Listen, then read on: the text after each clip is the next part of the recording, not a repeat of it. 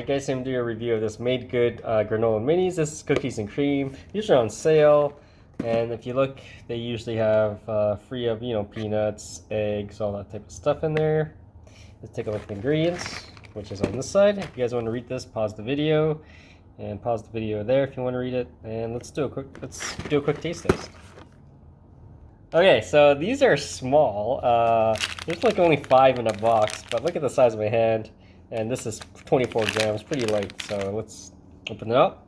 All right, so I got it open. There's like 6 granola minis in here. Not a lot.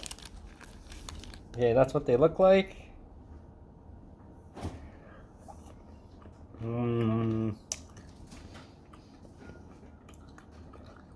Actually pretty good. It tastes like a granola bar, but with like little bits of chocolate in the middle. So, yeah, pretty good. Definitely check it out, guys. Any questions, comments, let's go. Guys, ciao.